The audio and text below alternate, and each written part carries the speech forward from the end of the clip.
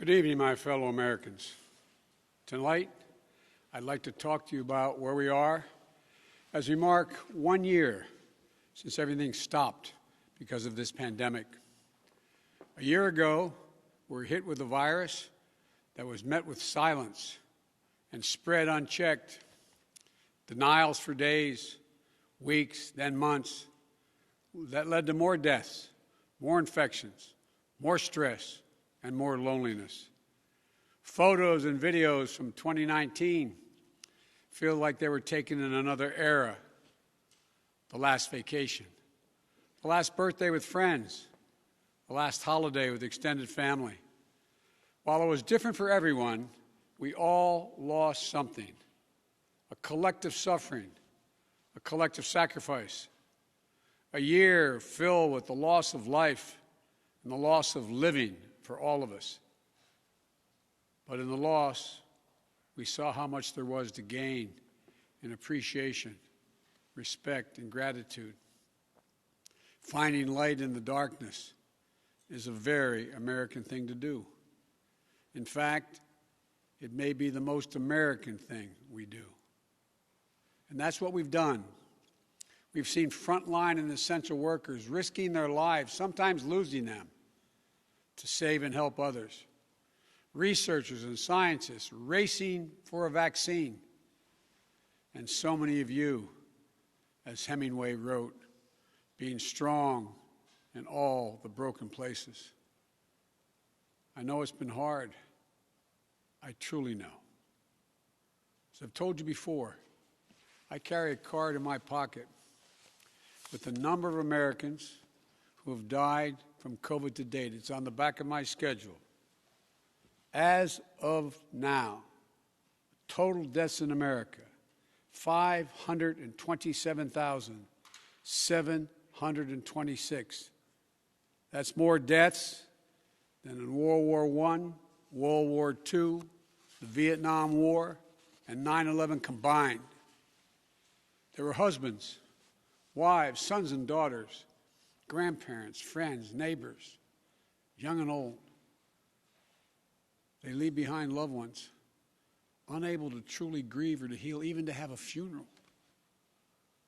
But I'm also thinking about everyone else who lost this past year to natural causes, by cruel fate of accident or other disease.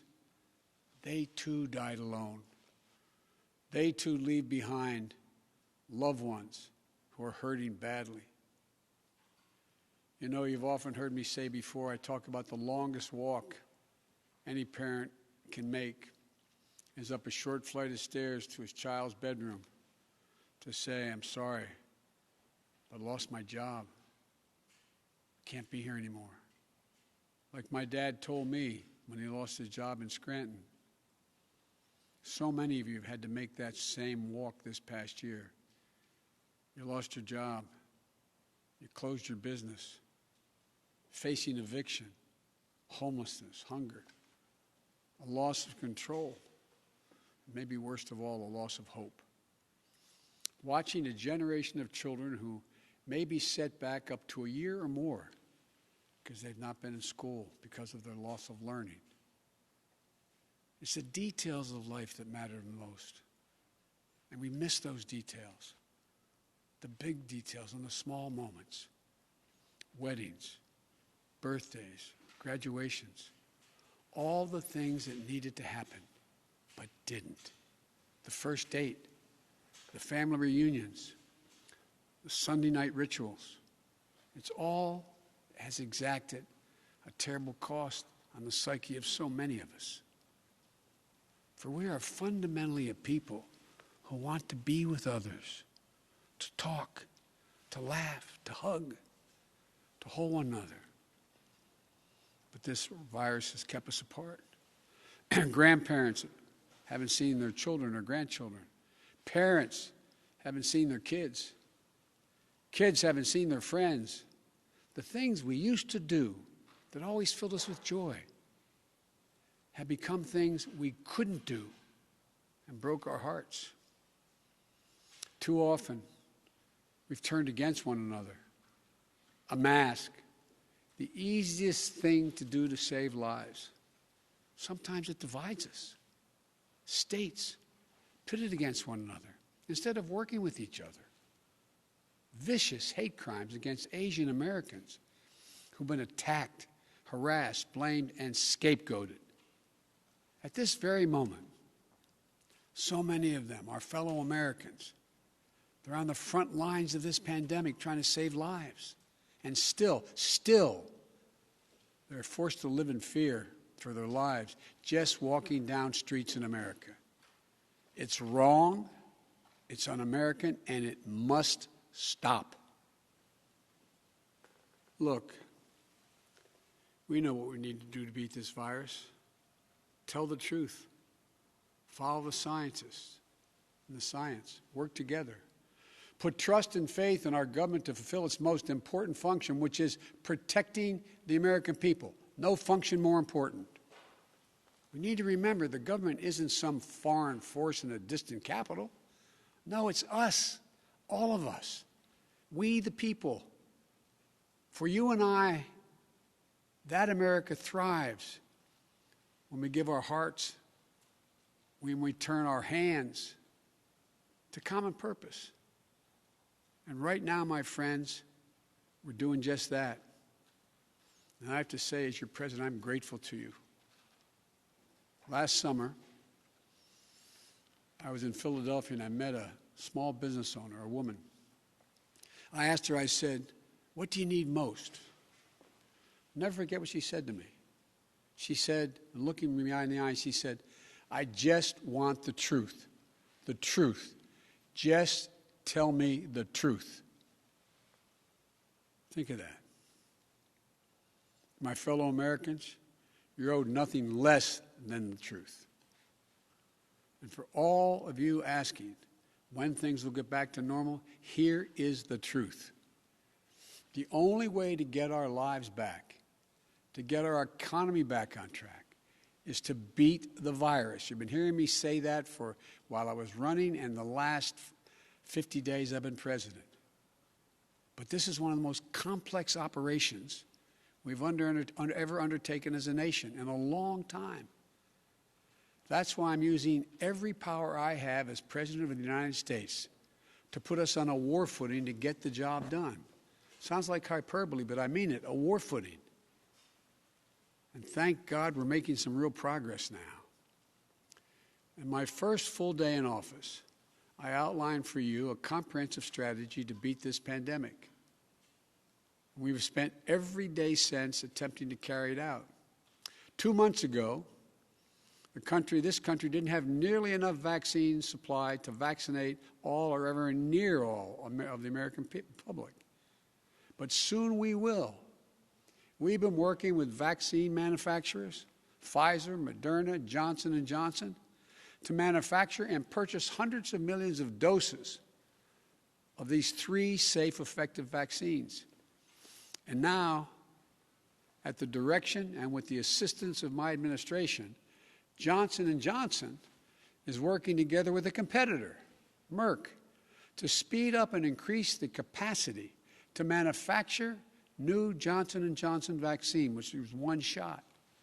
In fact, just yesterday, I announced, and I met with the CEOs of both companies, I announced our plan to buy an additional 100 million doses of Johnson & Johnson vaccines. These 2 companies, competitors, have come together for the good of the nation, and they should be applauded for it. It's truly a national effort, just like we saw during World War II. Now, because of all the work we've done, we'll have enough vaccine supply for all adults in America by the end of May. That's months ahead of schedule. And we're mobilizing thousands of vaccinators to put the vaccine in one's arm, calling active duty military, FEMA, retired doctors and nurses, administrators, and those to administer the shots. And we've been creating more places to get the shots. We've made it possible for you to get a vaccine at nearly any one of 10,000 pharmacies across the country, just like you get your flu shot. We're also working with governors and mayors in red states and blue states to set up and support nearly 600 federally supported vaccination centers that administers hundreds of thousands of shots per day. You can drive up to a stadium or a large parking lot, get your shot, never leave your car, and drive home in less than an hour. We've been sending vaccines to hundreds of community health centers all across America, located in underserved areas. And we've been deploying, and we will deploy more, mobile vehicles and pop-up clinics to meet you where you live so those who are least able to get the vaccine are able to get it. We continue to work on making at-home testing available.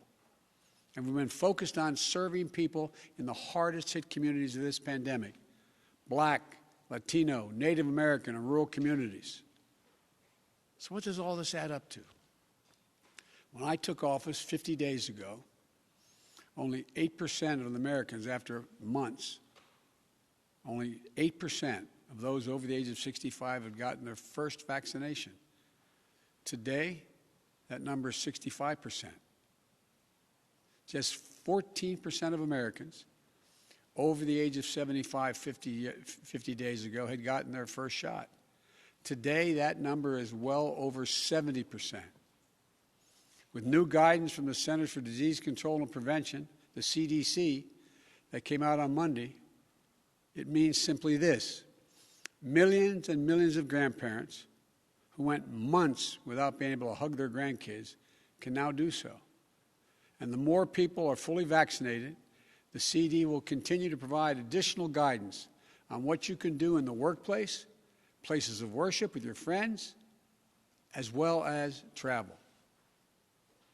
When I came into office, you may recall, I set a goal that many of you said was that kind of way over the top. I said I intended to get 100 million shots in people's arms in my first 100 days in office. Tonight, I can say we're not only going to meet that goal, we're going to beat that goal, because we're actually on track to reach this goal of 100 million shots in arms on my 60th day in office. No other country in the world has done this. None. Now, I want to talk about the next steps we're thinking about. First, tonight, I'm announcing that I will direct all states, tribes, and territories to make all adults, people 18 and over, eligible to be vaccinated no later than May 1. Let me say that again. All adult Americans will be eligible to get a vaccine no later than May 1. That's much earlier than expected. Let me be clear. That doesn't mean everyone's going to have that shot immediately, but it means you'll be able to get in line beginning May 1. Every adult will be eligible to get their shot. And to do this, we're going to go from 1 million shots a day that I promised in December, before I was sworn in, to beating our current pace of 2 million shots a day, outpacing the rest of the world. Secondly, at the time when every adult is eligible in May, we will launch, with our partners, new tools to make it easier for you to find the vaccine and where to get the shot, including a new website that will help you first find the place to get vaccinated and the one nearest you. No more searching day and night for an appointment for you and your loved ones.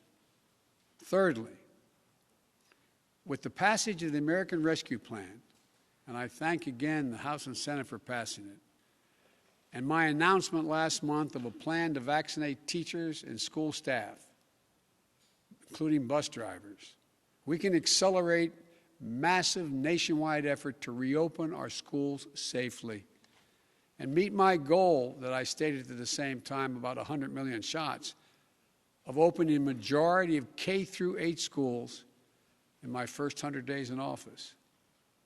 This is going to be the #1 priority of my new Secretary of Education, Miguel Cardona. Fourth, in the coming weeks, we will issue further guidance on what you can and cannot do once fully vaccinated, to lessen the confusion, to keep people safe, and encourage more people to get vaccinated. And finally, fifth, and maybe most importantly, I promise I will do everything in my power. I will not relent until we beat this virus. But I need you, the American people. I need you. I need every American to do their part. And that's not hyperbole. I need you. I need you to get vaccinated when it's your turn and when you can find an opportunity. And to help your family, your friends, your neighbors get vaccinated as well. Because here's the point. If we do all this, if we do our part, if we do this together, by July the 4th, there's a good chance you, your families and friends will be able to get together in your backyard or in your neighborhood and have a cookout or a barbecue and celebrate Independence Day. That doesn't mean large events with lots of people together, but it does mean small groups will be able to get together. After this long, hard year, that will make this Independence Day something truly special, where we not only mark our independence as a nation, but we begin to mark our independence from this virus. But to get there, we can't let our guard down. This fight is far from over. As I told the woman in Pennsylvania, I'll tell you the truth. July 4th with your loved ones is the goal. But a lot can happen. Conditions can change. The scientists have made clear that things may get worse again as new variants of the virus spread. And we've got work to do to ensure that everyone has confidence in the safety and effectiveness of all three vaccines. So my message to you is this. Listen to Dr. Fauci, one of the most distinguished and trusted voices in the world. He's assured us the vaccines are safe. They underwent rigorous scientific review. I know they're safe. Vice President Harris and I know they're safe. That's why we got the vaccine publicly in front of cameras, so for the world to see, so you could see us do it. The First Lady and the Second Gentleman also got vaccinated. Talk to your family, friends, your neighbors, the people you know best who've gotten the vaccine. We need everyone to get vaccinated. We need everyone to keep washing their hands, stay socially distanced, and keep wearing the mask as recommended by the CDC. Because even if we devote every resource we have, beating this virus and getting back to normal depends on national unity. And national unity isn't just how politics and politicians vote in Washington, or what the loudest voices say on cable or online. Unity is what we do together as fellow Americans. Because if we don't stay vigilant and the conditions change, then we may have to reinstate restrictions to get back on track. And please, we don't want to do that again. We've made so much progress. This is not the time to let up. Just as we were emerging from the dark winter into a hopeful spring and summer is not the time to not stick with the rules. I'll close with this. We've lost so much over the last year. We've lost family and friends. We've lost businesses and dreams we spent years building. We've lost time with each other. And our children have lost so much time with their friends, time with their schools. No graduation ceremonies this spring. No graduations from college, high school, moving up ceremonies. You know, and there's something else we lost. We lost faith in whether our government and our democracy can deliver on really hard things for the American people. But as I stand here tonight, we're proving once again something I've said time and time again, to probably tired of hearing me say it. I say it to foreign leaders and domestic alike. It's never, ever a good bet to bet against the American people. America is coming back. The development, manufacture, and distribution of vaccines in record time is a true miracle of science. It's one of the most extraordinary achievements any country has ever accomplished. And we also just saw the Perseverance rover land on Mars. Stunning images of our dreams that are now a reality. Another example of the extraordinary American ingenuity, commitment, and belief in science and one another. And today, I signed into law the American Rescue Plan, an historic piece of legislation that delivers immediate relief to millions of people. Includes $1,400 in direct rescue checks, payments. That means a typical family of four earning about $110,000 will get checks for $5,600 deposited if they have direct deposit or in a check, a treasury check. It extends unemployment benefits. It helps small businesses. It lowers health care premiums for many. It provides food and nutrition, keeps families in their homes. And it will cut child poverty in this country in half, according to the experts. And it funds all the steps I've just described to beat the virus and create millions of jobs. In the coming weeks and months, I'll be traveling along with the First Lady, the Vice President, the Second Gentleman, members of my cabinet, to speak directly to you, to tell you the truth about how the American Rescue Plan meets the moment. And if it fails at any pace, I will acknowledge that it failed, but it will not. About how after long, dark years, one whole year, there is hope and light of better days ahead. If we all do our part, this country will be vaccinated soon. Our economy will be on the mend. Our kids will be back in school.